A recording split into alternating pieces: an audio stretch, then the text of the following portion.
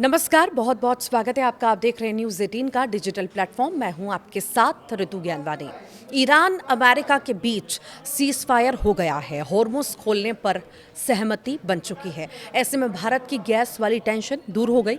जी हां, होर्मुज से अब गैस तेल वाले जहाज आसानी से भारत आ सकेंगे। गैस लादे हुए भारत के कई जहाज होर्मुज में फंसे हुए हैं।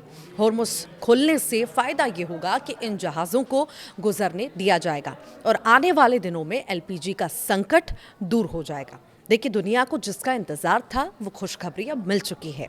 ईरान अमेरिका जंग पर पॉज बटन दब गया है।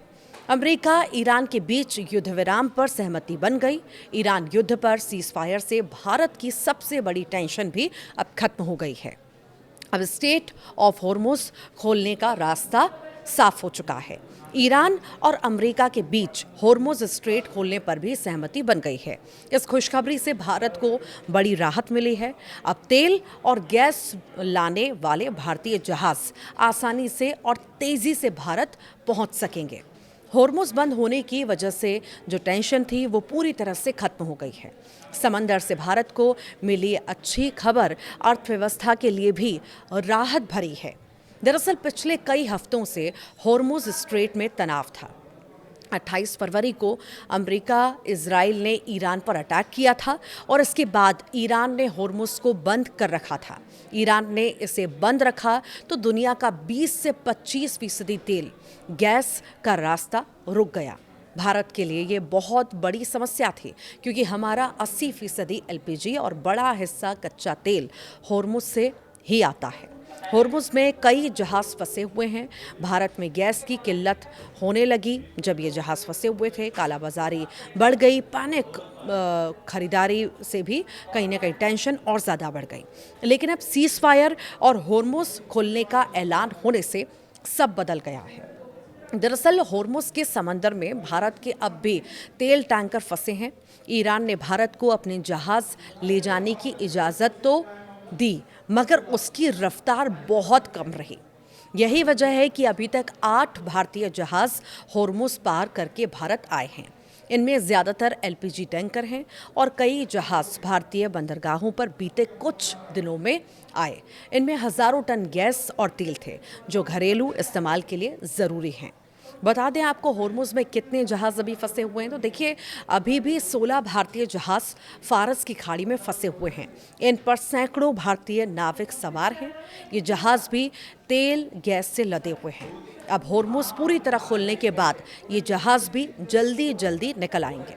सरकार के सूत्रों के मुताबिक अगले कुछ दिनों में बाकी बचे जहाज भी सुरक्षित निकलेंगे और भारत पहुंचेंगे। मतलब पूरा तेल गैस वाला बेड़ा यहाँ पर भारत जल्द से जल्द आ जाएगा। होर्मुज खुलने से भारत को ही फ़ायदा होगा। देखिए, इससे भारत को कई सारे फ़ायदे होंगे। सबसे पहले तेल और गैस की सप्लाई फिर से नॉर्मल हो जाएगी। गैस की कालाबाजारी बंद हो जाएगी और हो सकता है कि कीमतें बढ़ने की जो आशंका थी वो खत्म हो जाएं। घरेलू गैस सिलेंडर का वितरण पहले की तरह नॉर्मल हो जाएगा। होर्मुज खुलने का असर पेट्रोल डीजल पर भी पड़ेगा। इसके बाद अर्थव्यवस्था को भी बूस्ट मिलेगा क्योंकि तेल गैस का आयात आसान हो जाएगा। पहले जहाज़ों को घुमाकर लंबा रास्ता तय करना पड़ रहा था। उससे समय और पैसे दोनों बर्बाद हो रहे थे। अब सीधा रास्ता खुल गया है।